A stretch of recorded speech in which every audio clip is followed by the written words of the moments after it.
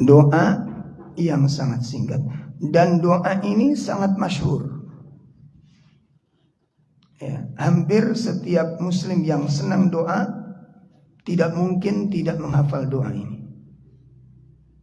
Tidak mungkin menghafal doa ini. Rabbi habli minas shalihin.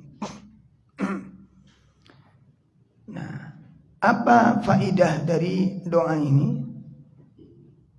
Sebuah doa yang dibaca oleh manusia yang terpilih, hamba yang dipilih oleh Allah Subhanahu wa taala dengan ilmunya, dengan kecerdasannya, dengan ketakwaan dan kesempurnaan ketundukannya. Itu Nabi Ibrahim alaihissalatu wassalam. Kenapa beliau meminta kepada Allah anak yang soleh? Kok enggak yang pintar, kok enggak yang berkedudukan, yang ranking, yang berhasil gitu. Doa-doa tersebut seperti minta anak supaya jadi anak yang ranking, berdoa supaya anaknya pintar, berdoa supaya anaknya berhasil dalam ekonomi, memiliki kedudukan, memiliki jabatan. Doa-doa semacam ini tidak terlarang. Saya ulangi, tidak terlarang. Jadi wong tua niku ndonga ning Gusti Allah, mendoakan anak supaya pinter, supaya punya jabatan, supaya anaknya menjadi seorang yang terpandang, itu boleh-boleh saja. Boleh-boleh saja. Namun rahasia di balik semua itu tidak pernah difikirkan oleh manusia. Ya, enggak dipikirkan oleh manusia. Makanya doa yang dibaca oleh Nabi Ibrahim ini itu mengandung fawaid. Ya, hadat doa katsiratul minal fawaidah. Doa ini mengandung faedah-faedah yang sangat luas sekali, yang sangat dalam sekali. Faedah yang terkandung di dalam doa tersebut. Nah, kita pelajari dari 4 sisi, dan ini kita ambil dari tafsirnya para ulama. Ya, di antaranya kita ambil dari tafsir Imam Al-Baydawi. Kemudian di dalam tafsir Taisirul Karim Ar-Rahman oleh Sinasir As-Sa'di, dan tafsir-tafsir yang lain, untuk mengungkap 4 keistimewaan yang luar biasa di dalam doa ini. Ya. Jadi kita jangan melihat untuk kebaikan anak, untuk orang tua itu kan doa-doa pilihan itu pendek-pendek, Pak. Bahkan Nabi ketika Nabi mengajarkan kepada Aisyah radhiyallahu anha doa di waktu terbaik sepanjang masa. Waktu terbaik sepanjang masa, yaitu malam Lailatul Qadar. Doanya apa? Kok cuma gitu? Allahumma innaka afun tuhibbul afwa. Kok cuma gini doanya? Ya, hanya untuk minta maaf aja. Coba Anda lihat, itu minta apa itu? Minta maaf saja. Apa rahasianya terkandung itu? Masya Allah. Ternyata semua perjuangan hidup, pelatihan, ikhtiar, usaha, mujahadah, qanaah, zuhud, taqwa, itu ngumpul di kalimat itu, Pak. Ngumpul di kalimat itu. Ya, insya Allah nanti mungkin menjelang Ramadan yang akan datang dibahas. Nah, ini kan mau buyar sudah. Mau buyar. Ya Allah, betul Pak. Jadi begitu kita kaji, saya dulu itu merenung kok nggak mungkin, ini cuma doa begini nggak mungkin kalau nggak ada rahasia termahalnya di dalam doa itu. Ternyata kita memang dengan kedangkalan kita, dengan keterbatasan kita, ketika melihat doa itu ingin doa itu yang, apalagi kalau doa-doa di waktu-waktu yang ijabah itu inginnya yang bagaimana, yang serem gitu kan. Untuk doa orang tua gimana doa pilihan dari Allah Ta'ala? Rabbirhamhuma. Cuma itu aja. Makanya kadang-kadang dia nggak puas. Ya, ditambah yopo maneh, tolek nyopo maneh. Ini bukan parselan, Mbak. Paham ya? Jadi kalau lihat parselan mungkin ngelihat apanya? Isi bungkusnya kata. Ya Allah. Ini Nabi memilihkan doa untuk saya. Nah doa ini juga dibaca oleh Nabi Ibrahim. Rabbi habli minas sholihin. Singkat, pendek, padat. Mari kita lihat dari 4 sisi.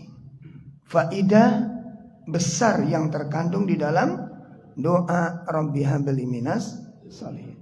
Pertama, kesolihan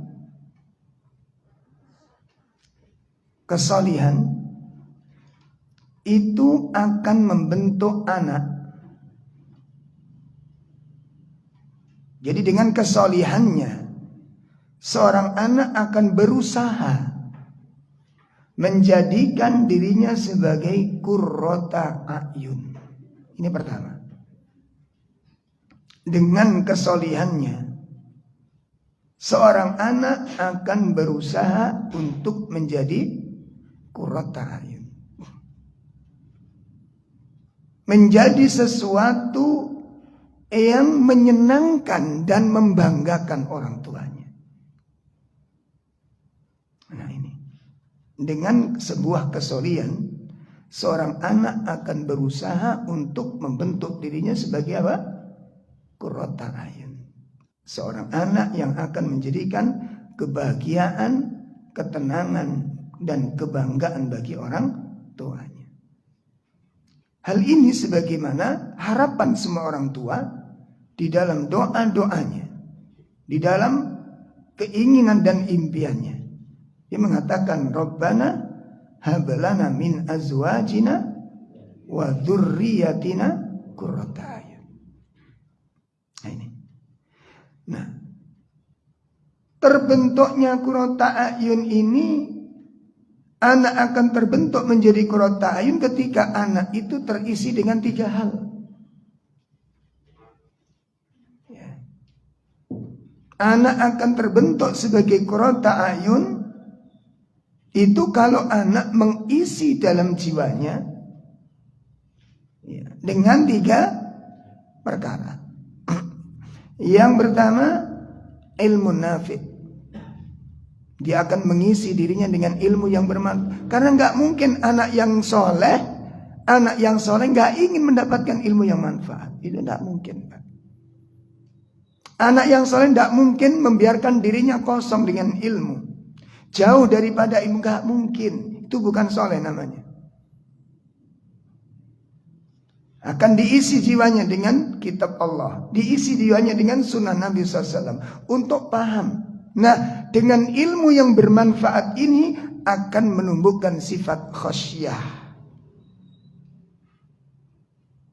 Ya, dengan ilmu yang bermanfaat, ilmu itu akan melahirkan sifat apa? Khasyah. Apa itu khasyah? Takut kepada Allah Subhanahu wa taala. Takut kepada dosa. Ini ilmu itu akan melahirkan seperti itu. Ilmu yang bermanfaat akan menggerakkan untuk melahirkan sebuah sifat yang agung, yaitu sifat khasyah. Memiliki rasa takut kepada dosa, melahirkan rasa takut kepada Allah Subhanahu wa taala. Nah, dengan rasa takutnya kepada Allah, tidak mungkin anak itu mau durhaka sama orang tua. Jelas ini? Kalau anak sekedar mondok saja belum tentu anak itu punya rasa takut pada Allah. Saya ulangi. Anak mondok itu belum tentu punya menghasilkan rasa takut pada Allah. Pondok itu sebuah usaha, tapi bukan sebuah penentu. Jelas ini, Pak? Jadi arah kepada kesolehan itu lebih mudah kalau di pondok gitu loh. Tapi bukan sebagai jaminan. Karena anak mondok itu banyak faktor. Faktor pertama, panggilan dari dirinya. Memang anaknya kepingin mondok. Yang kedua faktor, perhatikan ini. paksaan orang tua. Apalagi kalau bapak ibunya menjadi hakim bau. Pokoknya sudah tunggu, tinggal bom waktu aja itu. Kalau Anda menjadikan orang tua seperti itu, pokoknya gitu, Mas. Itu jadi bom waktu aja. Saatnya anak berani, itu akan meletus itu nanti. Lihat aja nanti. Masya Allah. Khosyah itu lahir dari ilmu nafi. Ilmu yang bermanfaat akan melahirkan apa? Rasa takut. Rasa takut ini yang kemudian menjadi penghalang antara dia dengan maksiat kepada Allah Ta'ala. Rasa takut itu yang menghalangi orang untuk bermaksiat kepada Allah Subhanahu wa Ta'ala. Orang yang bermaksiat itu karena sudah hilang rasa takutnya. Coba, kenapa kita berani melakukan pelanggaran? Karena sudah ada yang ditakuti. Makanya doa Nabi SAW di dalam salah satu doa beliau, Allahumma qsim lana min khasyatik. Ya Allah, anugerahkan kepadaku rasa takut kepadamu. Ya Allah, anugerahkan kepadaku rasa takut kepadamu. Ma tahulu bainana wa baina maksiatik. Dengan rasa takut itu akan menjadi penghalang antara diriku dan maksiat kepadamu. Jadi Rasulullah ini gak mungkin dia melakukan kemaksiatan pada Allah Ta'ala. Gak mungkin dia mencuri, gak mungkin dia bohong, gak mungkin dia dusta. Apalagi dia durhaka sama orang tua, gak mungkin. Gak mungkin. Rasa takutnya kepada Allah itu mengendalikan dirinya. Ini pertama. Yang kedua, anak akan mengisi dirinya dengan iman yang sahih, iman yang benar. Lah iman yang benar ini yang kemudian mencetak dirinya, menjadi motorik dirinya untuk berbuat memberi manfaat pada orang tua. Sekarang pertanyaannya, siapa di antara kita yang mengharap surganya Allah yang tidak ingin membahagiakan orang tuanya? Coba. Siapa di antara kita yang ingin mendapatkan surga lalu gak ingin membahagiakan orang tuanya? Gak mungkin, Mbak. Sakitipun paham ini. Nah, imannya kepada Allah itu yang menjadikan ingin dia berbuat sebaik-baik sebanyak-banyaknya kepada orang tua. Dia ingin membahagiakannya. Dia ingin berbuat baik kepada orang tuanya. Dengan apa? Dengan imannya kepada Allah Ta'ala. Maka iman itu mendorong anak tersebut untuk melahirkan amal-amal yang soleh. Seperti kita mengharapkan malam Lailatul Qadar, anak sing bermalas-malasan. Wonten, Pak? Ada di antara kita yang mengharap mendapatkan Lailatul Qadar kemudian kita hanya tidur-tiduran, lengger-lenggeran? Tidak mungkin. Iman itu mendorong orang untuk melakukan sesuatu. Tidak mungkin. Ya Allah, weman Mbak waktunya. Apalagi Ramadan itu, Masya Allah. Makanya para ulama begitu sudah mulai masuk Ramadan itu luar biasa ibadahnya. Luar biasa. Kalau kita akan menjaga istiqomah. Jadi di luar Ramadan maupun Ramadan tetap hai bodoh. Saling jaga istiqomah. Ngerti maksudnya Pak? Napa? Males. Astagfirullah, mana iman itu? Sedekah ya biasa aja Ramadan itu. Allah, sing temen dolek iki opo? Ya. Bahkan tidak sedikit orang-orang yang akan meninggalkan Ramadan ini dengan penuh kebahagiaan. Nauzubillah min syarri dzalik. Senang sekali bisa dengan Ramadan. Orang-orang mukmin tidak bersedih hati. Kenapa? Amal sudah biasa menjadi biasa lagi. Baca Quran itu biasa lagi. Kalau besok Ramadan, kalau besok Idul Fitri udah biasa lagi baca Quran. Hari ini terakhir kalau kita memang kalau bisa ditakdirkan hari raya. Hari terakhir untuk mencari pahala yang besar. Besok udah biasa lagi. Apa bukan kesedihan bagi orang yang beriman? Ya, Masya Allah. Ini yang kedua. Jadi anak yang saleh akan mengisi dirinya dengan apa? Ilmu yang bermanfaat. Dengan ilmu yang bermanfaat itu menggerakkan anak untuk bisa memberi manfaat-manfaat yang luas kepada orang tuanya. Bagaimana orang tuaku bahagia, bagaimana orang tuaku ini tenang, bagaimana orang tuaku tidak terbebani, bagaimana masa-masa tua orang tuaku harus terbebas dari beban-beban dunia, harus mikirkan tentang akhirat. Itu anak-anak yang soleh. Itu hanya lahir pada anak-anak yang soleh. Demi Allah, Pak. Ada seorang ikhwan, ekonominya biasa, Pak. Tapi dia seorang laki-laki yang gentle. Ya, dia datang ke ibunya sendiri, dia datang ke ibu istrinya. Apa katanya? Ibu, jenengan sudah berusia. Jenengan sudah cukup lama disibukkan oleh kami. Sekarang ibu sudah saatnya berhenti mikirin dunia ini. Lah kalau aku berhenti terus apa? Urusan ibu, urusan saya sekarang. Subhanallah. Urusan ibu menjadi urusan saya semuanya. Semuanya. Makannya, kebutuhan semuanya. Anak ini yang menanggung. Mertuanya pun juga begitu. Bapak ibunya didudukkan. Bapak ibu sudah sepuh. Sudah waktunya memusatkan pikiran bekal-bekal yang cukup untuk kematian. Sudah terlalu lama ibu ngurusi urusan dunia dengan anak-anak ini. Lah terus aku nih gak nyambut kepi. Itu tanggung jawab kami. Itu mertuanya Pak digitukan. Ya Allah. Kenapa? Karena suami ini ingin mengangkat derajat istrinya di hadapan orang tuanya. Dia ingin istrinya menjadi anak yang mulia di hadapan orang tuanya.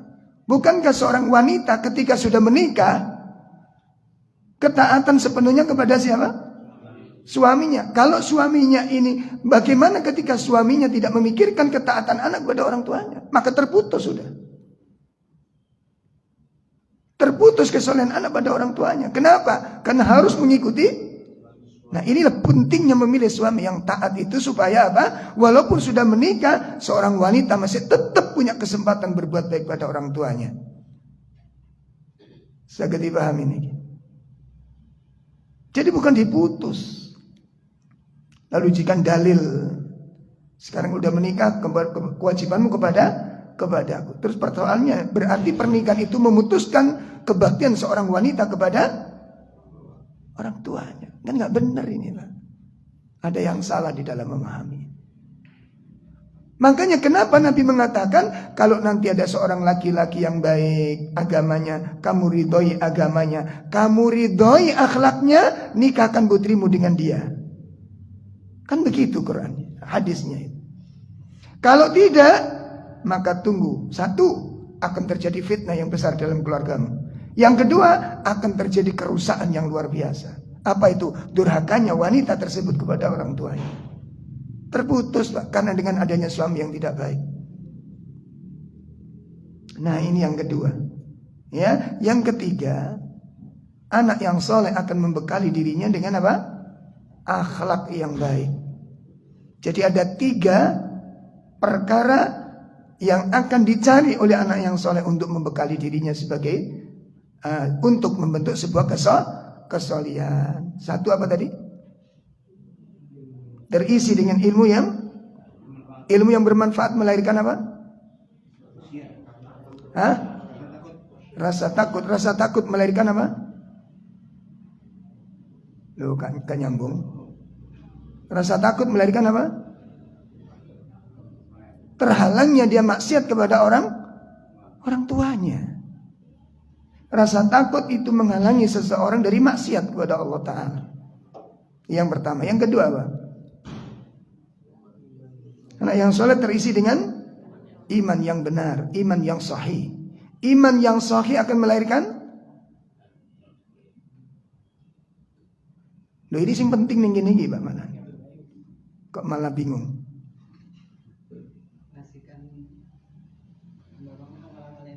Ya, mendorong orang itu untuk melahirkan amal-amal yang soleh kepada semuanya, terutama kepada orang tuanya.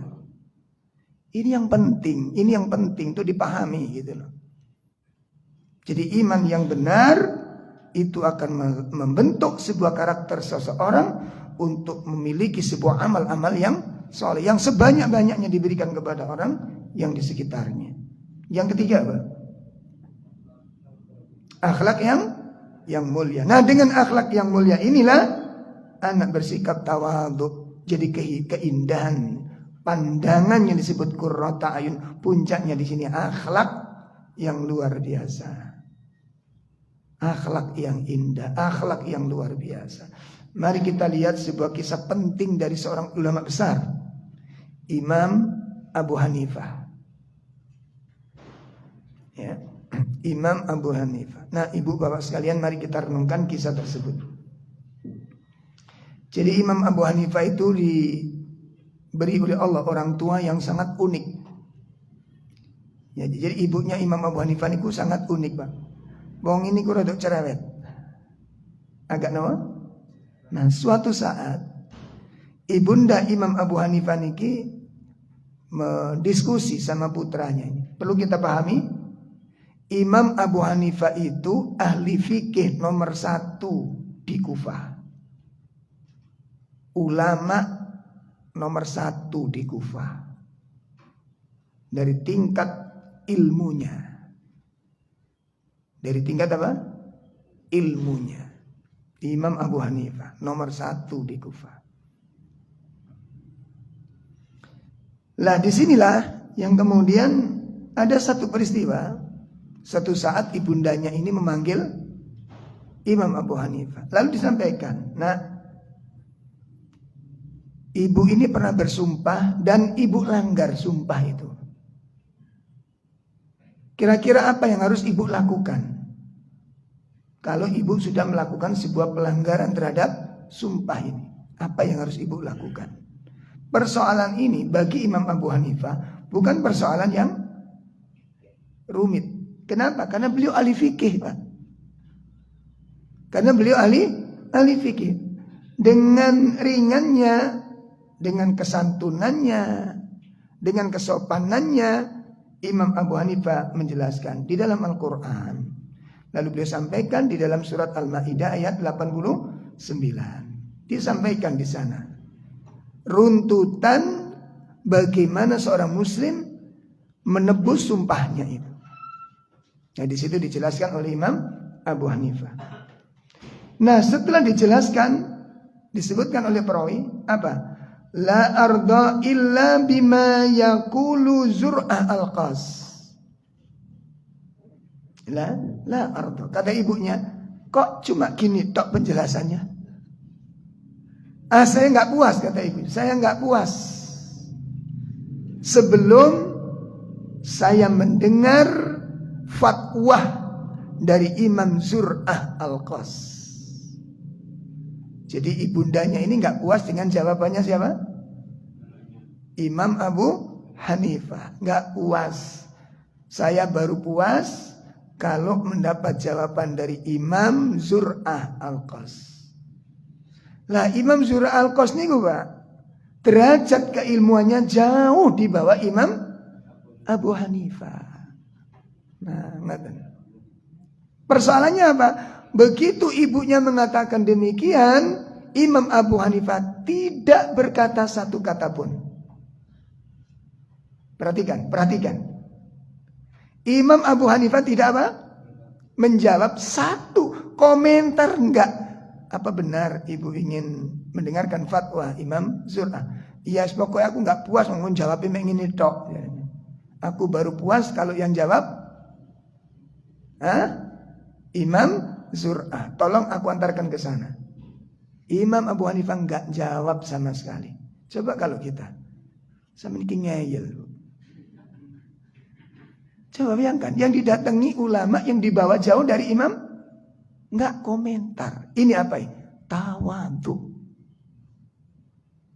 Ini Masya Allah, tawadhunya Imam Abu Hanifah. Enggak komentar sama sekali. Kalau memang ibu menginginkan demikian, mari saya langsung antarkan. Diantarin, disiapkan keledainya, disiapkan di beliaunya ditunggangkan, dan beliau sendiri yang menuntun dengan tangannya. Perhatikan, urusan orang tua, urusan anak. Seperti di rumah sakit. Ya Allah, kita sering melakukan kesalahan jamaah. Ketika di rumah sakit, terus yang gotong, yang dorong kursi roda biasanya siapa? Perawat. Kita yang bagian bawa buku-buku dan bantal. Enggak, ibu harus saya yang bawa. Pokoknya urusan ibu saya yang bawa itu. Ya Allah. Sudah sampai di sana kita.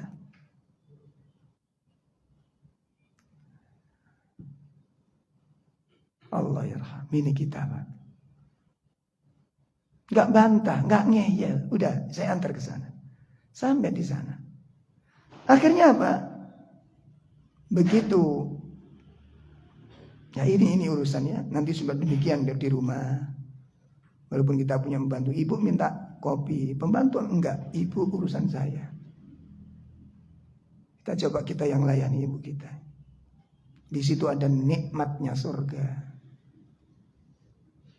Kalau antum terbebani karena bikinkan teh, bikinkan ini, enggak. Ya. Makanya doa yang kita baca apa? Rabbirhamhuma. Apa faedah yang kita ambil? Ya Allah, sayangi kedua orang tuaku sebagaimana mereka berdua. Apa? Nah. Rabbirhamhuma kama Rabbayani. Awas beda. Ada kesalahan tafsir itu jenengan ini. Sayangilah kedua orang tuaku sebagaimana mereka berdua memelihara aku di waktu kecil. Memelihara itu apa? Melayani. Berarti doa itu kita ingin apa?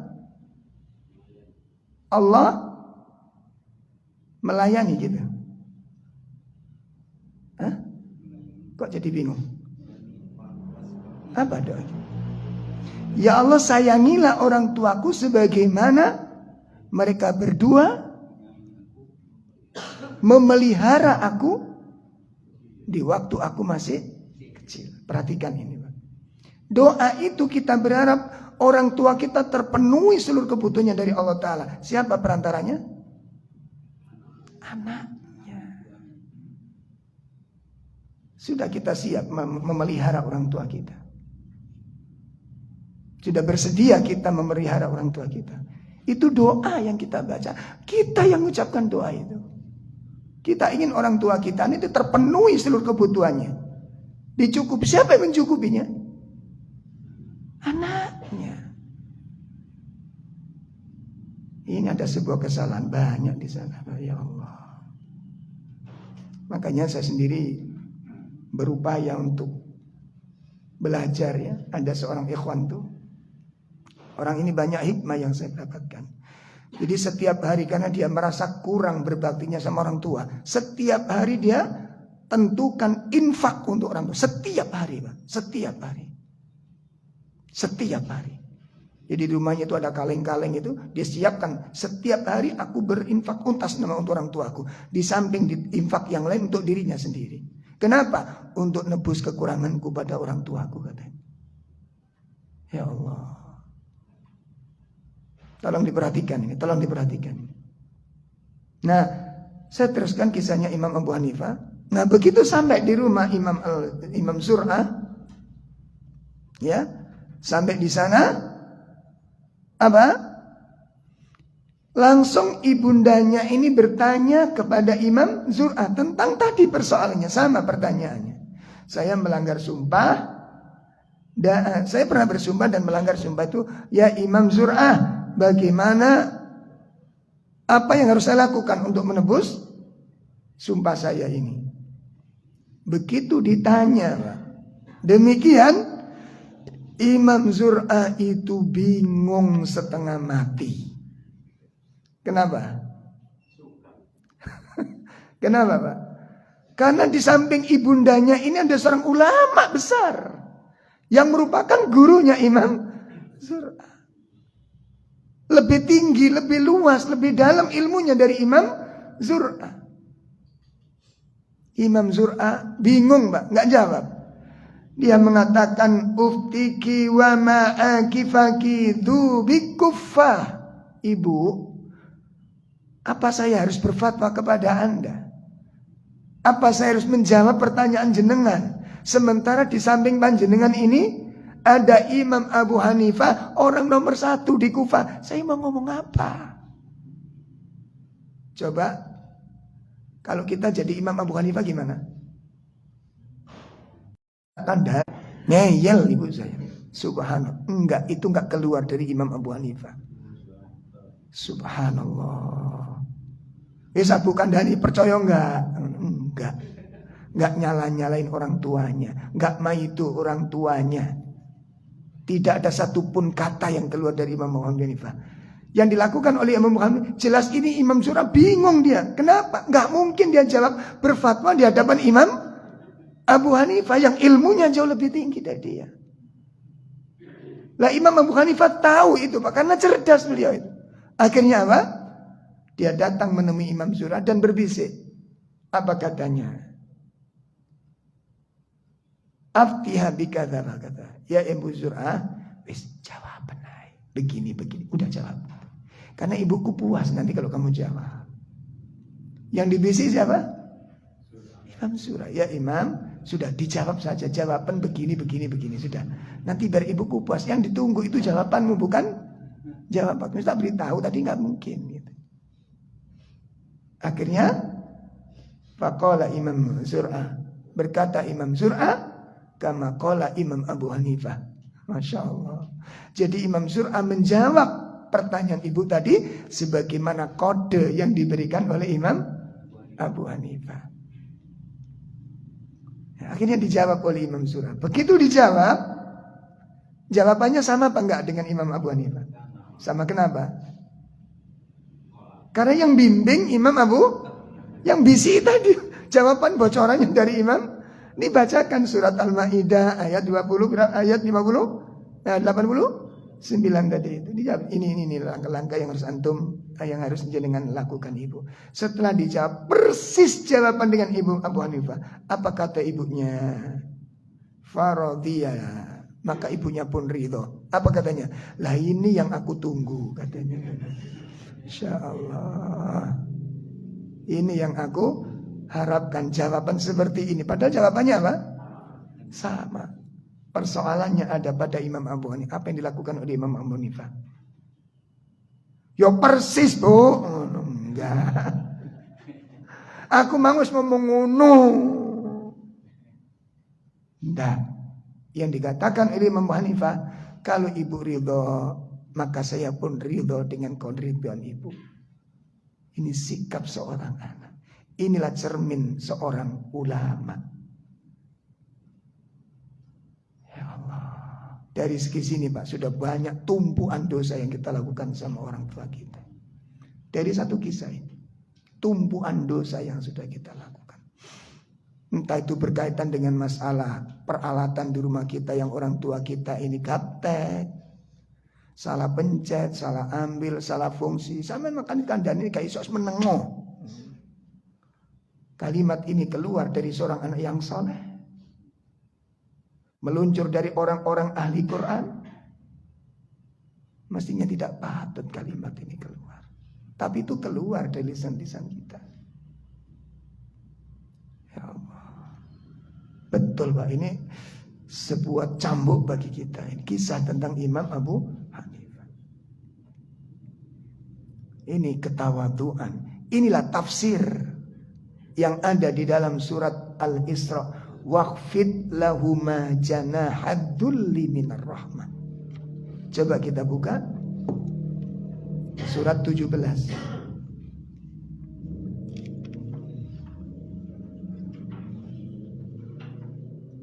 ayat 23-24.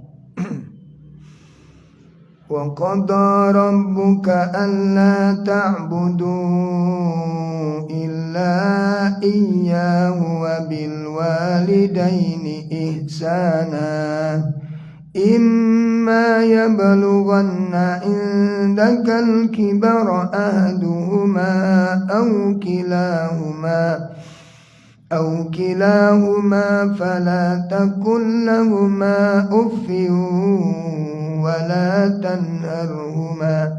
ولا تنهرهما وقل لهما قولا كريما واخفض لهما جناح الذل من الرحمة وقل رب ارحمهما كما ربياني صغيرا. Ya, ada terjemah. Dan Tuhanmu telah memerintahkan agar kamu jangan menyembah selain Dia, dan hendaklah berbuat baik kepada ibu bapa. Jika salah seorang di antara keduanya atau kedua-duanya sampai berlanjut dalam pemeliharaanmu, maka sekali-kali janganlah engkau mengatakan kepada keduanya perkataan dan janganlah engkau membentak keduanya, dan ucapkanlah kepada keduanya perkataan yang baik. Dan rendahkanlah dirimu terhadap keduanya dengan penuh kasih sayang, dan ucapkanlah, wahai Tuhanku, sayangilah keduanya sebagaimana mereka berdua telah mendidik aku pada waktu kecil. Ini bagaimana cara mensikapi sebuah kesalahan. Bagaimana cara mensikapi sebuah kesalahan. Orang tua ketika anak kecilnya melakukan kesalahan, tidak disalah-salahkan. Itu yang diharapkan di dalam doa Rabbirhamhuma kama rabbayani shaghira. Ternyata tidak seperti itu yang kita lakukan sama orang tua kita. Ya. Karena keterbatasan ilmu tentang teknologi, banyak kesalahan-kesalahan yang dilakukan oleh orang tua kita. Ketika ada di rumah kita, enggak boleh ini, enggak boleh gitu. Salah ini, salah itu, Masya Allah. Akhirnya kita merasa dirugikan dengan keberadaan orang tua kita di rumah kita. Kita merasa dirugikan dengan keberadaan orang tua kita di rumah kita. Kita merasa terganggu dengan banyaknya kesalahan yang mereka lakukan. Apakah ini lahir dari seorang anak yang soleh? Apakah ini sifat daripada anak-anak yang ada di dalam Al-Quran?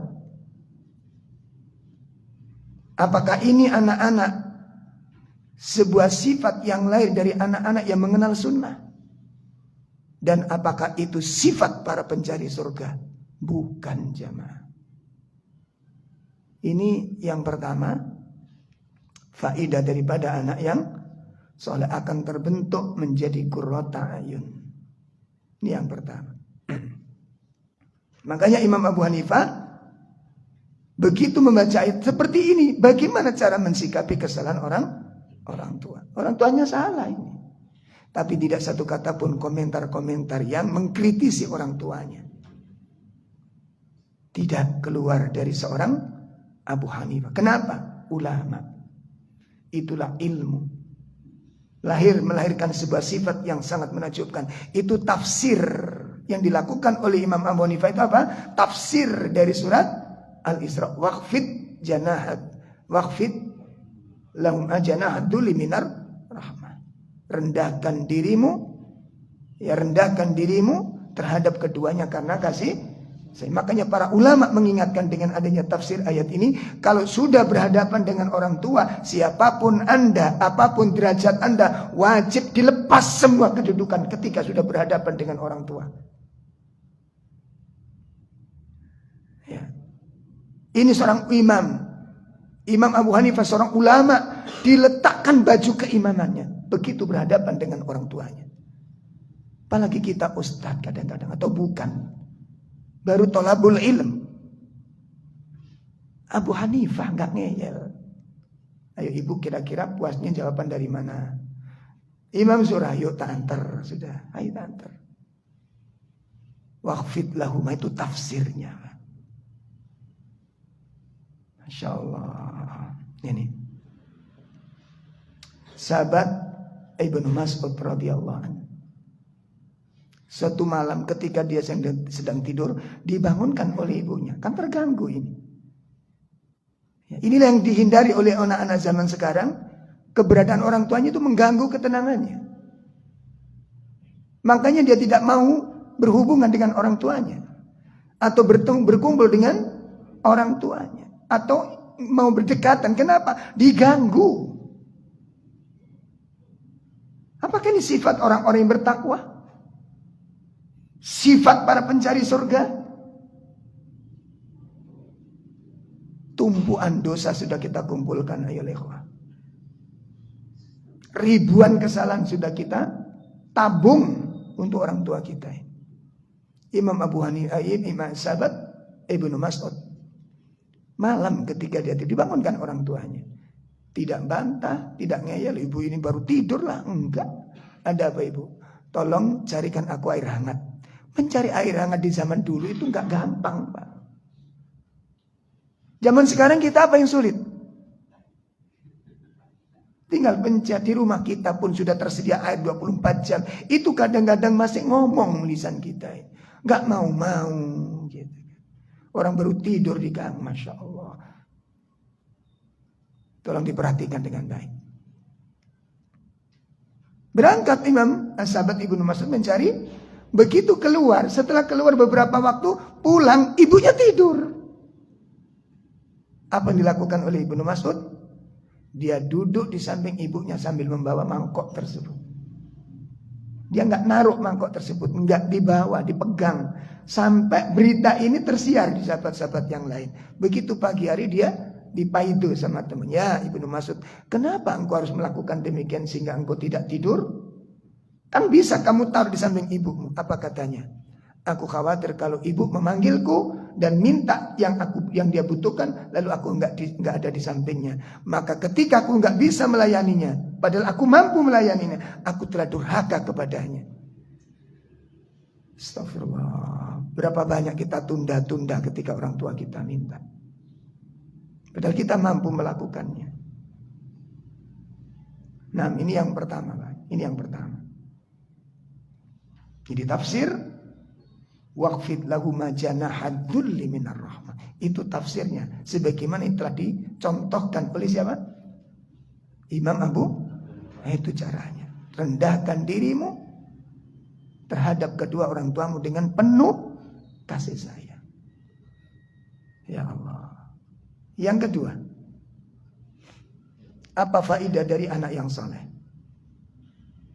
Yang kedua faedah yang didapat dari anak yang soleh adalah sebagaimana dikatakan oleh Imam Al-Baydawi, bersedia, ingin, berharap, merindukan. Apa itu? Menemani kedua orang tuanya di masa keterasingan.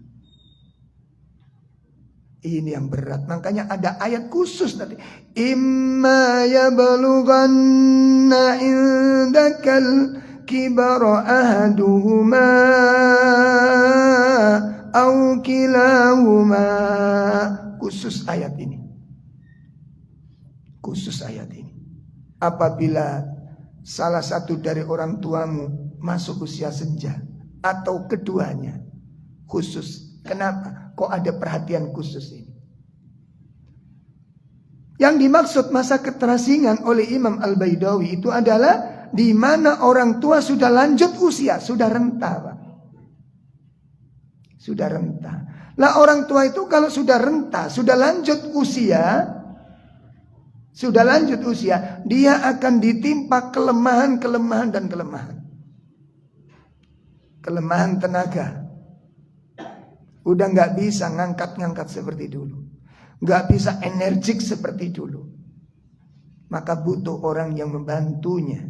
Dan itu nggak mungkin tetangga, nggak mungkin saudara, nggak mungkin teman. Karena semua saudara, tetangga, teman sudah dibatasi. Aku punya keluarga sendiri.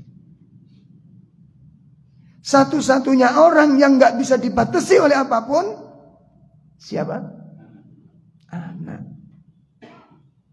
Itu pun kalau anak itu ada di samping kita. Ya Allah. Itu pun kalau anak ada di samping kita. Makanya anak yang soleh mestinya tidak jauh dari orang tuanya. Walaupun sekolah di luar negeri, tapi dia nanti berharap untuk kembali kepada orang tuanya. Kenapa? Masa keterasingan butuh teman, jamaah sekalian. Butuh teman. Mari kita lihat kelemahan-kelemahan yang Allah timpakan pada orang tua di dalam Al-Quran. Pertama,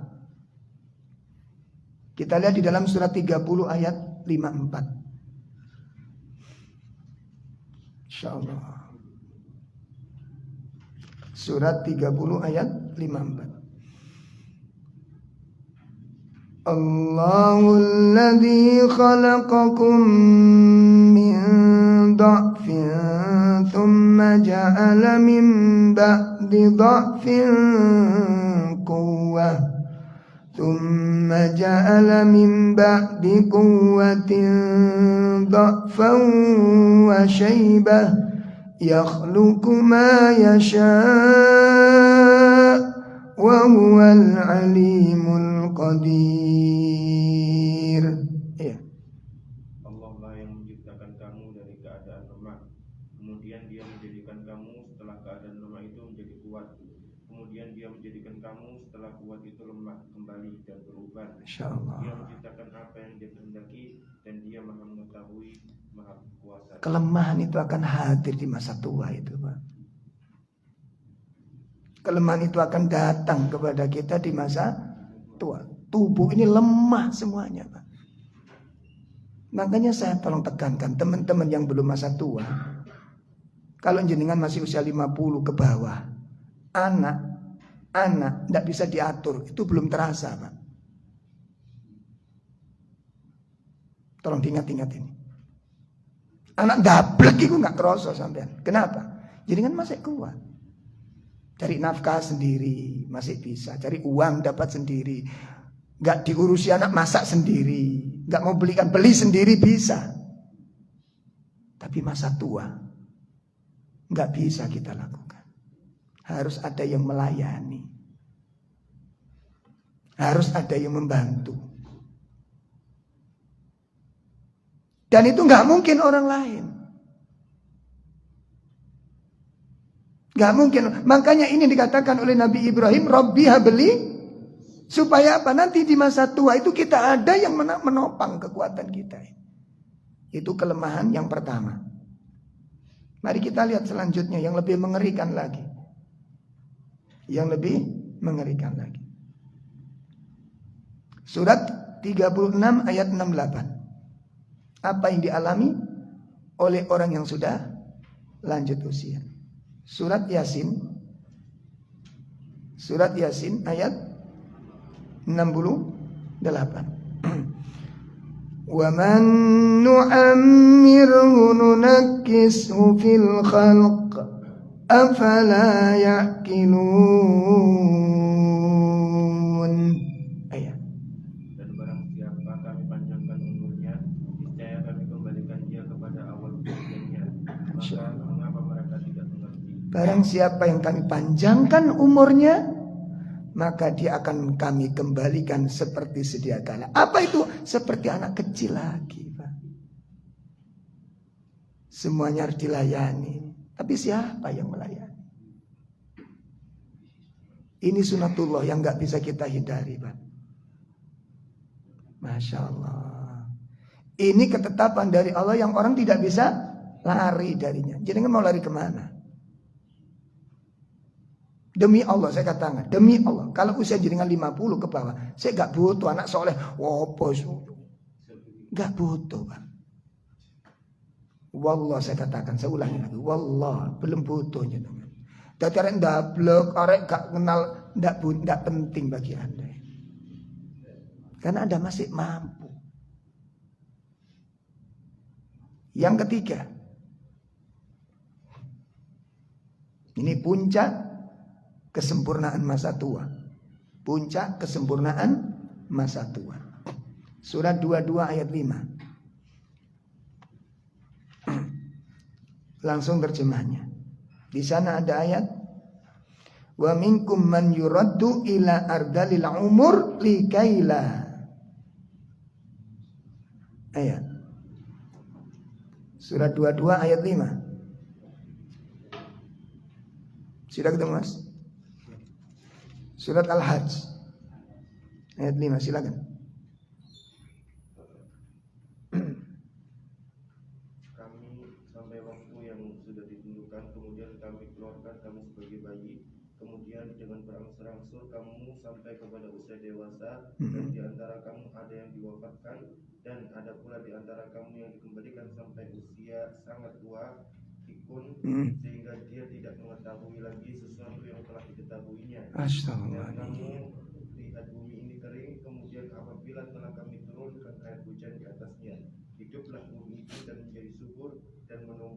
berbagai jenis pasangan dan tumbuhan yang indah. Jadi masa tua disebut masa keterasingan itu kenapa, Pak? Udah nggak bisa kemana-mana. Mau pergi nggak bisa. Mau jalan-jalan nggak bisa. Mencari kebutuhan nggak bisa. Sehingga kebutuhannya penuh ditopang 100% oleh orang yang ada di sekitarnya. Sehingga pada masa puncak ketuaan ini ketika sudah memuncak, ada 3 hal yang mudah-mudahan kita dijauhkan Allah darinya. Tolong perhatikan ini. Karena kalau tidak, itu menjadi penderitaan yang mengerikan pada kita semuanya. Sekarang pelakunya sudah dapat kita temukan di beberapa tempat. Korban-korbannya sudah kita temukan di segala tempat. Ada 3 hal ketika orang sampai pada puncak kesempurnaan Tuhan. 1, lemahnya akal, hilangnya ingatan yang disebut dengan pekun. Ya. Yang kedua, hilangnya semua tenaga, artinya lumpuh atau stroke. Ya. Yang kedua, yang ketiga, hilangnya semua kekayaannya. Hilangnya semua kekayaan. Walaupun semua atas nama dia, tapi dia nggak bisa berkuasa atasnya. Siapa yang memegang kendali? Hah? Anak-anak orang di sekitarnya. Masya Allah. Tolong dicamkan baik-baik. Maka tunggu tinggal 1 aja ini. Anak soleh apa enggak yang ada di sekitar kita? Itu kuncinya sudah. Kalau tidak, maka kemungkinan akan menjadi 2 bagian anak kita ini. Menjadi fitnah bagi orang tua dan menjadi musuh bagi orang tua. Dan itu ketetapan Al-Quran. Sudah dijelaskan di dalam Al-Quran. Makanya sekali waktu mari nanti jamaah At-Taqwa ini rekreasi. Sudah pernah rekreasi? Saya menikin desanya. Rekreasi, tapi nggak usah ke gunung, nggak usah. Ke panti jompo. Kita sudah hadir beberapa kali dengan beberapa majelis taklim, masya Allah. Ada nenek-nenek nih, Pak. Ini mestinya sudah anaknya, Pak. Orang tua yang kumpul di sana itu bukan orang nggak punya anak. Orang yang ditampung di panti jompo itu adalah orang-orang yang anak-anaknya nggak bersedia bersama dengan orang tuanya. Tolong diperhatikan, tolong diperhatikan. Tolong diperhatikan. Ini nanti bisa menimpa kita loh. Nauzubillah, jangan berpikir misteri anak itu misteri, Pak. Sekarang ini saya punya pasien tuh banyak yang ditinggalkan oleh orang anak-anaknya ini. Sampai terakhir menjelang Ramadan kemarin. Awal Ramadan, menjelang Ramadan. Saya dipanggil oleh bapak-bapak di Surabaya. Ustaz, saya minta tolong. Ustaz, ada waktu nggak sejenak aja? Kenapa, Pak? Tajak mampir ke rumah saya. Saya pikir ada apa? Ternyata subhanallah dia punya putri 1 semata wayang. Sebelum menikah anak ini baik sekali, Pak. Setelah menikah berubah. Tidak mau kontak sama orang tuanya sejak menikah. Di WA nggak dibalas, di telepon nggak diangkat, sampai didatangi ke rumahnya pun nggak dibuka pintunya. Sampai ibunya itu datang ke rumah sama bapaknya itu nangis. Lah Ustaz bilangin Ustaz ibunya ini, Ustaz beritahu, gak usah rono, anakmu gak gelem buka no. Tapi jenenge ibu kan gak bisa, Pak. Jiwa seorang ibu dengan ayah itu beda. Ibunya maksa, wis gak ketemu arek gak apa-apa, aku jangan liwat ngarepe omahe tok, aku kangen. Allah, sing dibutuhno wong tua iku tiba bukan bantuan harta, kerinduan. Dan itu pun kita gak bisa memberikan. Astagfirullah. Dan kemarin saya mampir ke sana karena bapaknya WA pada anaknya. Dok, ini bapak mau umroh ya. Mau umroh insya Allah. Sementara kalau umroh itu kan tidak tahu saya hidup apa enggak. Kalimat ini sebuah kalimat yang ingin mengetuk hati anaknya. Mau enggak pulang ya. Selama 2 tahun baru kali itu datang. Begitu saya dikode masuk di rumah dikode 2 tahun Ustaz tak pulang, kata ibunya. Ya Allah. 1 kota, Pak. 1 kota bukan lain kota. Ya. Terus ada lagi seorang ibu-ibu yang kita temukan kurus. Jadi kalau jalan sampai membungkuk. Kenapa? Gak mau makan nasi. Tiap hari makan telur aja. Karena dia punya riwayat diabetes. Walaupun diabetesnya normal sebenarnya. Cuma takut nanti kalau makan nasi. Nah, yang heboh apa? Dua putra putrinya itu dokter. Dan tidak kumpul dengan orang tuanya. Tak guyoni loh sama nani dokter kok wedi loro. Bukan nggak mungkin. Yang ngeramut siapa saya? Yang ngeramut siapa? Anak-anak nggak kumpul sama saya. Dan tidak ada yang pulang ke rumah. Ini fakta di lapangan, Pak. Coba. Dulu kalau kita nyekolakan anak dokter itu kan cerita niku bangga loh, Pak. Lho gimana? Gimana? Makanya kalau bapak-bapak mungkin anaknya satu di Kalimantan, satu di Riau, satu di Jakarta, mungkin ceritanya bangga kita. Tapi di saat Anda tua, itu bukan menjadi kebanggaan, itu menjadi awal penderitaan panjenengan. Ya, itu awal penderitaan bagi Anda. Karena saya menampung, Pak. Saya nampung dan saya langsung ketemu para pelaku-pelaku sejarah ini. Ya, bahkan Masya Allah ketika saya ziarah ke salah satu panti jompo di Surabaya, ya, tepatnya ada di belakang kantor perpustakaan Menur. Itu ada panti jompo di sana. Dulu ada sekitar 35 penghuninya. Unik-unik Pak kisahnya. Salah satunya itu ada nenek-nenek usia 90 tahun, punya anak 11. Punya anak, ternyata dari 11 anak tidak satu pun bersedia merawat orang tuanya. Antum bayangin. Antum bisa bayangkan itu. 11 anak, nggak ada yang sanggup merawat satu orang. Sementara ibu sendiri, ibu yang mampu merawat 11 anaknya. 11 anak tidak mampu merawat satu ibunya. Makanya Rabbi habli minas sholihin, ini rahasianya. Sampai saya sendiri ketika anak-anak di pondok, ketika melihat ada seorang anak itu tekun waktu di Bukhari itu. Ada anak-anak itu menempati satu tempat, setiap dohor di situ, setiap asar di situ, menempati kepingin istiqomah di satu tempat di masjid itu. Dan selalu awal waktu dia. Ketika saya coba nanya, ya Allah, yang menyentuh apa jawabannya? Kamu kok tak lihat disiplin banget. Sebelum adzan sudah datang. Terus kamu adzan, kamu lihat, aku lihat itu yang apa, misi yang paling besar, cita-citamu apa? Apa katanya? Katanya kalau habis adzan itu ada doa ijabah. Iya benar. Tak pikir minta mungkin nek mondok cek sukses, nek belajar cek berhasil, nek kerja cek lancar. Pikiran saya begitu anak-anak kan.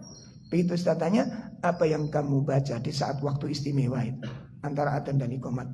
Mendoakan Abi dan Umi katanya. Masya Allah. Mendoakan Abi dan Umi. Saat yang istimewa saya ingin mendoakan, menghadiahkan doa yang istimewa di waktu yang istimewa untuk orang tua saya. Makanya saya tanya kepada putri saya, Dok, kamu pernah mendoakan Abi di pondok?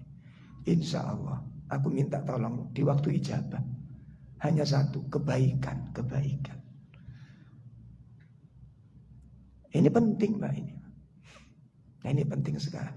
Masya Allah. Sampai saya diberitahu sama ngasuh panti itu, panti jompo itu, coba Ustadz sambil tanya rumahnya mana, anaknya berapa. Terus yang paling diharapkan itu yang nggak bisa kita dengarkan Mbak kalimat itu, berat kita dengarkan itu. Jadi setiap hari itu kalau ada mobil datang, itu tanya kepada pengasuhnya, itu anakku dah. Karena setiap telepon itu wis entenono sing aku teko. Tiap hari ditanya ada mobil, anakku yo, anakku tiap hari. Ternyata aku ingin melihat cucuku kayak apa cucu ini. Nggak bisa melihat cucu kelucuan anak. Indahnya cucunya kayak apa, membeli seperti halnya orang lain. Kenapa di masa tuaku seperti ini, aku asing gitu kan. Jauh dari anak-anakku dan keluarga. Yang merawatku justru tangan-tangan yang tidak pernah aku kenal. Tangan-tangan yang tidak pernah aku bayangkan. Orang yang betul-betul asing di mataku ini. Ini mereka ini siapa? Ya Allah, itu ada Pak. Ada nenek-nenek ya lucu ya, mengesankan gitu ya. Makan lemper itu sak daunnya Pak. Kok nggak kroso Ustaz? Lah sampean wangan sak godongi Bang. Karena hilang ingatan Pak, ya Allah. Ngelihat pemandangan begini Pak, ya Allah. Saya nanti pun akan mengalami hal yang sama seperti ini. Ya. Saya pun akan mengalami hal yang sama kalau Allah takdirkan usia saya panjang. Minum akuan itu gak dipotes langsung dimau. Kok gak metu hilang? Ya Allah, seperti ini ketika Allah cabut itu. Kita gak boleh merasa aman dari aqua itu gak bisa diminum, Pak. Karena memang harus ditusuk. Dan gak paham tentang itu. Disok, diketok. Persis anak kecil itu. Kondisi seperti ini ketika anak-anak tidak ada di sana, siapa yang memperhatikan? Siapa yang melayani? Siapa yang nuntun? Bu, ini harus dilepaskan dulu. Bu, ini harus dicoblos dulu. Bu, ini harus dituangkan. Siapa yang bilang demikian? Makanya terakhir, sebelum Ramadan kemarin, ada sebuah kisah yang sangat menarik di Jakarta. Di satu rumah ditemukan 2 mayat kakek nenek mati bersama-sama di sana. Mati bersama-sama. Dan yang lebih menarik lagi apa? 1 minggu setelah kematian baru ketahuan. Tetangganya kok sepi, apa dibawa anak-anaknya? Karena anak-anaknya orang-orang berhasil. Bukan anak-anak yang gagal. Anak-anak yang berhasil, Pak. Lah anak yang berhasil itu biasanya sibuk dengan hartanya, sibuk dengan timnya, sibuk dengan teman-temannya, sibuk dengan rekan-rekannya. Sudah janjian dengan teman, sudah janjian dengan ibunya, diabaikan kebutuhannya. Saya sudah kadung janjian sama tim, sudah janjian dengan komunitas, sudah janjian dengan, maka dengarkan apa yang sudah diberikan teman-temanmu kepadamu. Apa yang sudah diberikan oleh rekan-rekanmu itu kepadamu. Maka renungkan yang demikian ini jemaah. Maka renungkan. Ya, renungkan. Kalau ini tidak kita berhenti dan menyesali perbuatan ini, maka tunggulah kita akan mengalami yang sama. Allah akan adab kita melalui anak-anak kita. Ya, maka perhatikan ini. Maka perhatikan. Makanya Nabi SAW mengatakan apa? Barru aba'akum wa tabarru abna'akum. Berbuat baiklah kepada orang tuamu, maka anak-anakmu akan berbuat baik kepadamu. Ini wasiat dari Rasulullah Sallallahu Alaihi Wasallam. Makanya kita kadang-kadang teman-teman ada anak-anak muda, aku nyakiti temen nggak berani, nyinggung perasaan temen nggak berani. Lalu dia tinggalkan ibunya. Lalu apa yang sudah diberikan kepada teman-temanmu, kepada dirimu? Apa dia berikan biaya sekolah kepadamu? Apa dia perhatikan kasih sayangmu kepadamu? Siapa yang paling peduli dengan keselamatanmu dibandingkan ibu dan bapakmu? Siapa coba? Siapa yang paling mengkhawatirkan keselamatanmu dibandingkan ibu dan bapakmu? Temanmu? Sahabatmu? Tidak, Bapak. Orang yang paling mencemaskan keselamatan kita adalah orang tua kita. Masya Allah. Ini poin kedua. Kenapa Nabi Ibrahim berdoa, Pak? Di dalam kitab Al-Adabul Mufrad ada sebuah kisah yang sangat menarik dari sahabat Abdullah bin Umar. Abdullah bin Umar. Jadi satu saat Abdullah bin Umar itu tawaf. Nah ketika dia tawaf itu dia melihat seorang pemuda sedang menggendong ibunya di pundaknya. Digendong ibunya lagi tawaf. Sahabat Ibn Umar mengatakan, Masya Allah, keberkahan akan dialami oleh anak ini. Nah setelah selesai melaksanakan tawaf ini, anak muda ini ingin bertemu kepada kepada sahabat Abdullah bin Umar. Ingin bertemu untuk menanyakan satu hal yang dianggap penting baginya. Akhirnya bertemulah dia dengan sahabat Abdullah bin Umar. Lalu bertanya, ya Abdullah bin Umar, saya dikaruniai oleh Allah ibu yang sudah tua. Dan saya berusaha merawatnya, mencintainya, mencukupi kebutuhannya. dan selalu melayaninya setiap waktu. Bahkan ketika kerja pun tak bawa ibuku. Ya Allah, tak bawa. Terus ditanya, dari mana engkau? Saya dari Yaman. Yaman itu jauh dengan Mekah. Nah, dia umrah itu untuk menuruti, mengabulkan permintaan ibundanya. Dia berjalan dari Yaman ke Mekah ini. Berjalan, digendong ibunya. Akhirnya capek, berhenti dia. Nanti sudah kuat lagi, pulih lagi. Ayo bu, kita lanjut. Gendong lagi ibunya. Menelusuri jalan menuju Masjidil Haram. Sampai selesai tawaf, selesai tanya sama beliau. Ya Imam, wahai Ibnu Umar, yang ingin saya tanyakan, dengan kebaikan-kebaikan yang sudah kuberikan demikian pula, sampai dia terlambat tidak menikah. Karena takut nanti sibuk ngurusi istri, dan kemudian melupakan orang tuanya. Karena takutnya ini, nanti istriku kira-kira mau nggak menerima dan merawat orang tuaku. Karena takut dengan itu dia putuskan untuk sementara tidak menikah. Ini seorang pemuda yang luar biasa.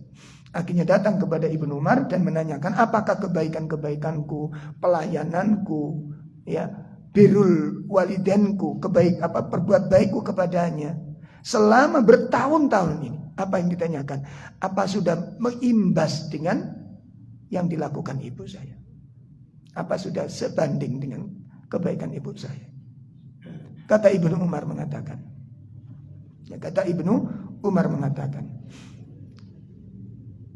apa yang telah kamu perbuat itu adalah sebuah keistimewaan dan mudah-mudahan dibalas oleh Allah dengan balasan yang besar. Ya, mudah-mudahan dibalas dengan balasan yang sangat besar.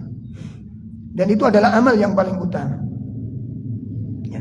Namun kalau yang kamu tanyakan, seimbang apa belum kebaikanmu dengan kebaikan ibumu, maka dengarkan, itu tidak akan sebanding dengan kebaikan ibumu. Bahkan wala bizafratin wahidah, wala bizafratin wahidah. Subhanallah. Bahkan kebaikanmu yang sudah kamu lakukan bertahun-tahun kepada ibumu itu tidak sebanding, kata Ibnu Umar, dengan satu jeritan ibumu ketika melahirkan kamu.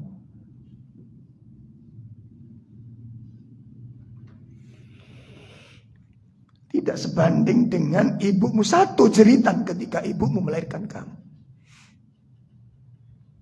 Itu bertahun-tahun dia lakukan kebaikan. Tidak sebanding dengan satu tarian nafas ibumu ketika melahirkan kamu. Maka laki-laki ini pun terdiam dan dia menangis. Dan dia datang ke ibunya dan mohon maaf kepada ibunya.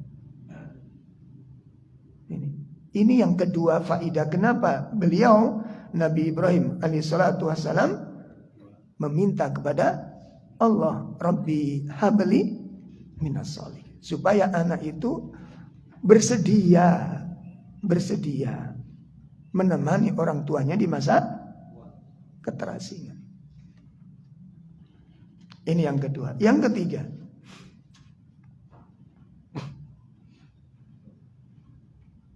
ketiga, apa itu? Yanfa'illahu bihi fi hayatihi wa mamatihi. Masya Allah. Senasir Asadi menyatakan, dengan adanya anak yang soleh, anak itu akan memberi manfaat yang luas pada orang tuanya di masa kehidupan dan kematiannya. Maksudnya apa ini?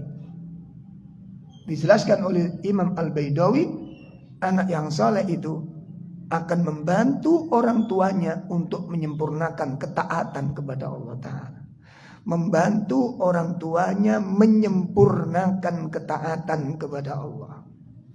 Di masa tua nggak mungkin tambah sempurna Pak ibadah ini. Gimana Pak? Nggak mungkin tambah cacat kita ibadah ini. Sholat udah nggak bisa berdiri. Nah supaya bapak ibunya tetap bisa menjadikan sholat, harus ada yang membantu. Ditambah lagi, na'udzubillah, kalau ditakdirkan kita lumpuh, sementara akal kita masih berjalan, kewajiban untuk melaksanakan ibadah masih berjalan apa enggak? Masih jalan. Itu hanya anak yang soleh yang akan membantu kita. Enggak soleh enggak mungkin. Seperti sholat saja. Bagaimana seorang orang yang sudah tua renta membersihkan tubuhnya dari najis sementara ngapunten, kencing di tempat, berak di tempat. Dia nggak bisa membawa dirinya ke kamar mandi. Maka di sini peran itu jelas. Bantuan itu sangat dibutuhkan. Dan satu-satunya orang tidak lain adalah anak. Itu pun kalau anak kita ada di sekitar kita.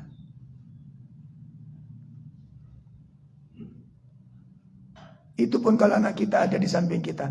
Dan kalaupun dia pun ada di samping kita, itu pun kalau dia paham kepada agama. Dan saya menemukan korban-korban seperti ini ketika kami belusuan. Ketika kami mengantarkan bakso di rumah yang Masya Allah. Rumah ini separuh ada genteng, separuh nggak ada. Jadi di tengah itu nggak ada genteng, belakang ada genteng. Ini kok ganjil saya. Akhirnya kita masuk ke rumah tersebut. Sama penghuni rumah, seorang ibu muda bilang, Ustadz mohon jangan terlalu ke belakang. Loh kenapa Bu? Justru ini yang ingin saya cari gitu. Kita ingin melihat keadaan rumahnya. Mungkin dibantu nggak nanti? Nggak boleh ke belakang. Ternyata apa Pak? Saya maksa ke belakang. Ternyata di belakang itu baunya nggak enak. Ada orang tua yang disimpan di belakang sana. Ya Allah, nggak terurus Pak. Jadi tempatnya itu persis kandang. Tahu kandang ini? Persis kandang. Aromanya udah nggak sehat. Saya kaget, merinding saya ngelihat itu. Merinding saya ngelihat. Siapa mbak ini? Itu mbah ketemu siapa gitu loh jaraknya itu mbah, bukan mbah langsung. Jadi anak-anaknya nggak ada yang ngeramut. Akhirnya dititipkan orang tersebut yang masih ada hubungan kerabat. Cuma ini nggak paham tentang agama. Ngapunten Pak ya, ini nggak pernah dibersihkan. Nggak pernah Pak. Allah, langsung tak di pikiran ini. Gimana sholat? Berarti orang seperti ini terancam di detik-detik terakhir. Dia akan tinggalkan banyak kewajiban. Karena nggak ada yang membantu. Ini loh Pak. Makanya kita lihat seorang anak yang soleh. Yang dicerminkan oleh Allah dalam Al-Quran.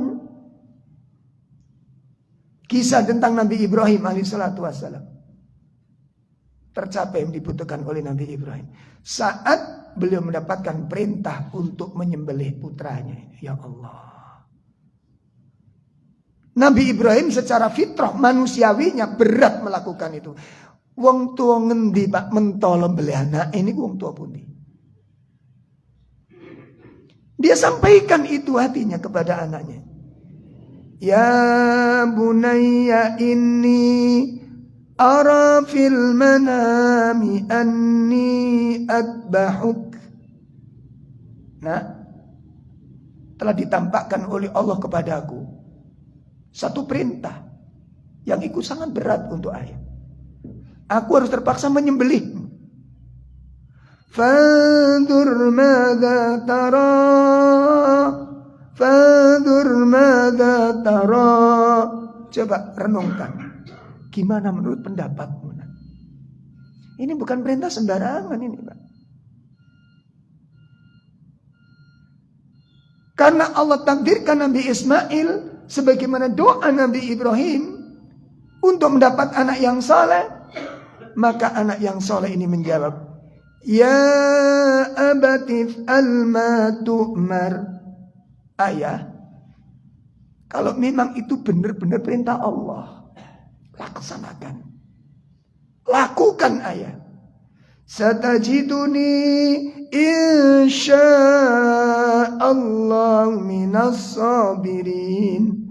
Engkau akan mendapati aku sebagai orang yang sabar. Apa? Aku bantu untuk terlaksananya perintah tersebut.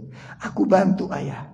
Aku bantu. Dan kalau Anda baca kisah tentang detik-detik prosesi penyembelihan Nabi Ismail, ini luar biasa Pak. Kita nggak ada apa-apanya dibandingkan dengan Nabi Ismail alaihissalatu wassalam. Coba pelajaran apa yang kita bisa petik dengan penyembelihan Ismail ini? Kesabaran sebagai seorang anak, ketaatan sebagai seorang anak, kesiapan seorang anak membantu orang tuanya supaya orang tuanya mulia di mata Allah Ta'ala. Walaupun dirinya dikorbankan. Ya Allah. Walaupun dirinya menjadi korban. Demi kemuliaan orang tuanya. Makanya dikatakan satajiduni insyaallah minas. Dan kalau Anda baca dalam riwayat itu, ya Allah, yang nonton Nabi Ibrahim itu kan berat sebenarnya melakukan. Dituntun, digelendeng sama Ismail. Ayo Pak, laksanakan. Diseret sama Nabi Ismail itu tangannya Nabi Ibrahim. Dituntun, dipegang oleh Ismail. Kenapa? Karena Nabi Ibrahim antara percaya dan tidak. Iya, aku melaksanakan. Benar tak aku laksanakan ini? Kalau itu perintah Allah, laksanakan, kata Ismail. Akhirnya pada detik-detik penyembelihan itu apa kata Ismail? Ayah, pastikan pedangnya itu betul-betul tajam. Pastikan. Supaya nanti gak selalu sakit bagi saya. Dan kalau ayah nanti gak sanggup melihat darah yang muncrat di leher saya, tutuplah mata ayah. Atau berpalinglah. Tapi tolong letakkan di tempat yang tepat, katanya. Ismail yang nuntun, Pak. Ini buah daripada sebuah doa, Rabbi habli minas salihin.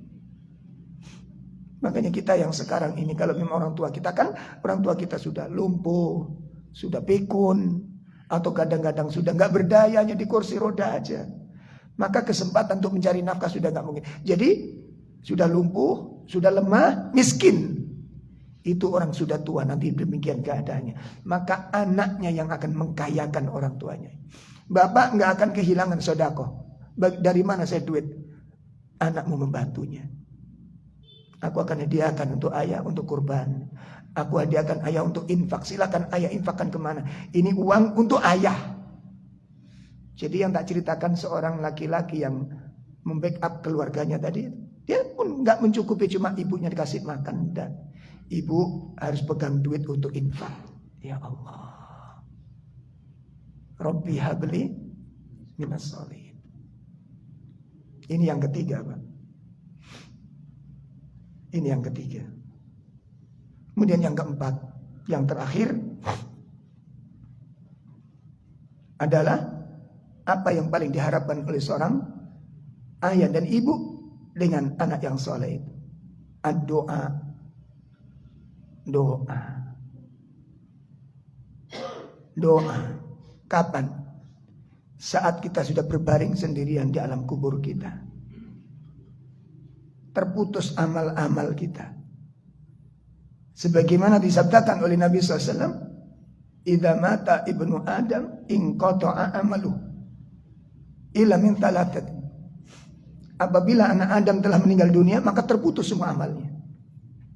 Enggak bisa dia sholat, udah enggak bisa. Baca Quran, udah enggak bisa dia. Berjalan ke majelis taklim sudah enggak bisa. Kesempatan sudah habis. Kematian merampas semuanya. Kematian merenggut semuanya. Illa min thalathin, kecuali 3 hal. Salah satunya adalah awwaladin salih yad'ulah. Jadi pada saat tubuh kita berbaring sendirian di gelapnya alam kubur, di sempitnya alam kubur, di waktu dan di tempat yang tidak pernah kita bayangkan sebelumnya, di mana kita dihadapkan oleh persoalan-persoalan yang sangat mengerikan, yang tidak pernah terbersit di dalam pikiran kita, kesendiriannya itu. Ada yang dibutuhkan di sana, ada yang bermanfaat di sana, yang nanti akan menjadikan kubur kita luas-luas memandang, dan menjadi tempat yang gelap itu berubah menjadi bersinar terang benderang. Ternyata dengan apa? Ad-doa min auladin salih. Doa dari anak-anak yang itu pun kalau mau berdoa dia. Ini, Pak. Dan saya pernah menyaksikan ketika saya diundang, diminta tolong ada seorang cucu, neneknya ini menjelang meninggal dunia, Masya Allah. Saya datang itu kaget. Gini pun Mas. Yang membuat kaget saya apa? Di teras itu cucu-cucu yang ngumpul main gitar, Pak. Sedang di dalam ini nenek ini sedang mengalami sakaratul maut. Antum bisa bayangkan, gemetar saya tubuh, ya Allah. Masuk di ruangan di mana di situ nenek itu dibaringkan. Tubuh itu terangkat, terbanting, terangkat, terbanting. Nazak yang sangat mengerikan. Saya bilang, gak punya anak, ada anak angkat. tapi murtad. Itu cucu-cucunya di depan tadi itu main gitar. Innalillahi wa inna ilaihi raji'un. Saat seperti ini Pak, siapa yang peduli dengan ini? Kecuali anak yang bagaimana ayah yang dicintai, ibu yang melahirkan dia, yang mengandung selama 9 bulan kita di dalamnya, yang 2 tahun kita dalam naungan gendongannya, yang merubah pangkuannya menjadi tempat tidur kita yang paling nyenyak, yang menjadikan merubah pundaknya menjadi tempat kita bergantung setiap saat untuk mengantarkan istirahat kita dengan keridhoannya, dengan penuh kecintaannya. Saat ini dia akan menghadapi Allah Subhanahu wa taala.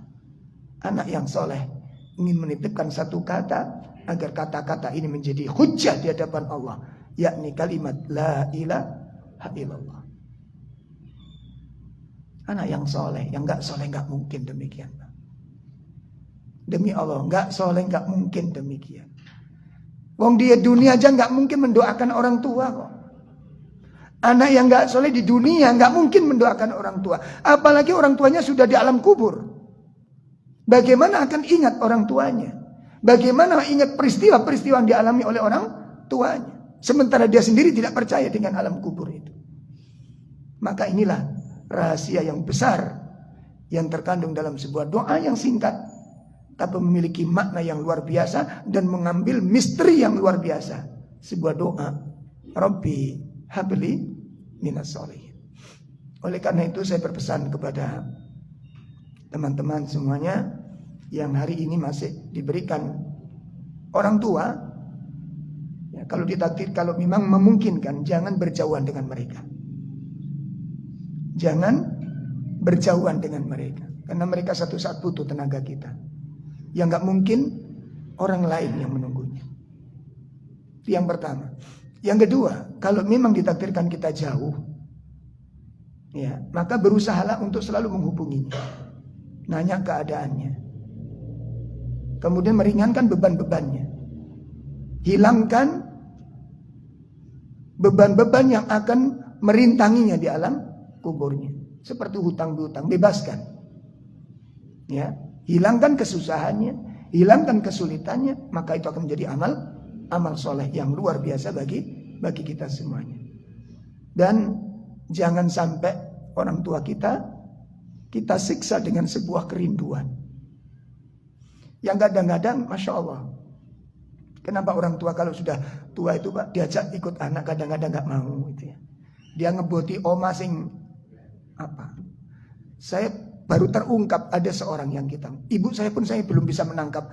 Kenapa sih ibu kalau wis nanti nek kangen ronong nelule wis gak usah aku tak nikini wis nikini sampai akhir. Kenapa ibu? Kan di sini serba sulit gitu kan.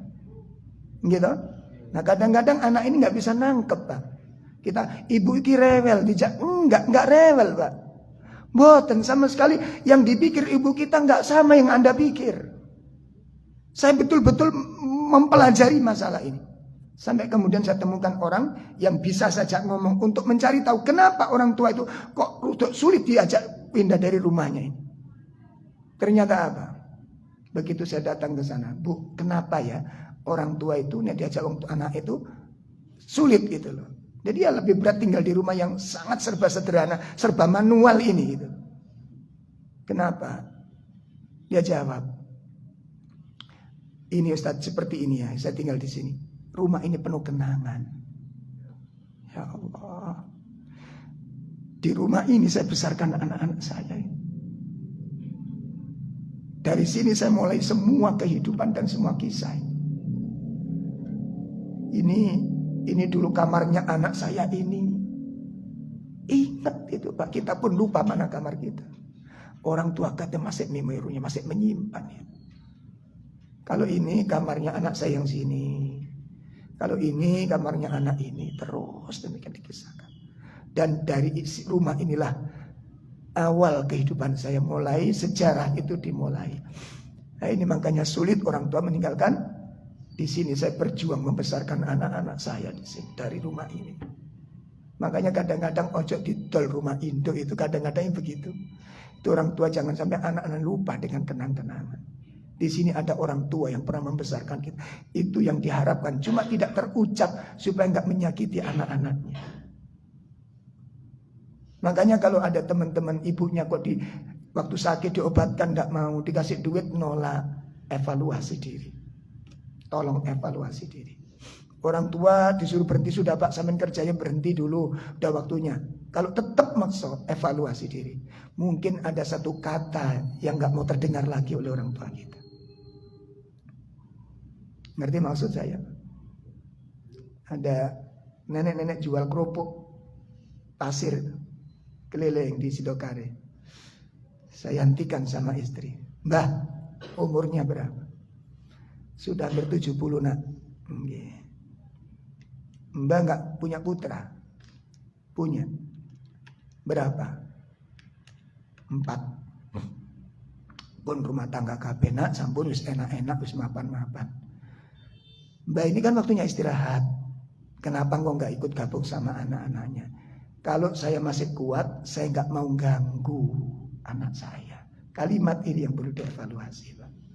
Jadi bisa jadi waktu orang tua mau minta bantuan, ada kalimat yang kurang pas dari sang anak. Sehingga orang tua dengan satu kata itu nggak mau lagi dia mengganggu anak-anaknya. Makanya sampai direwangi dodol kerupuk kata sematan keleleng tiap malam. Kadang bawa geledekan itu, Pak. Dan ada seorang ayah jual asongan. Jadi kalau ada bis itu di Nganjuk itu, kalau ada bis lari itu kan dipapak gitu, Pak. Sewat lari. Dan itu belum tentu di dalam ada yang beli. Hal yang sama saya dengarkan. Kenapa Bapak tidak istirahat? Waktunya sudah anak-anak Pak, untuk mengganti. Ya mestinya begitu. Tapi kan wong tua niku ndelok anak tenang iku wis enak jemboten ganggu. Kalimat ini perlu jadi evaluasi bagi kita semuanya. Nah teman-teman sekalian, inilah faedah besar yang terkandung di dalam doa Rabbi habli minas sholihin.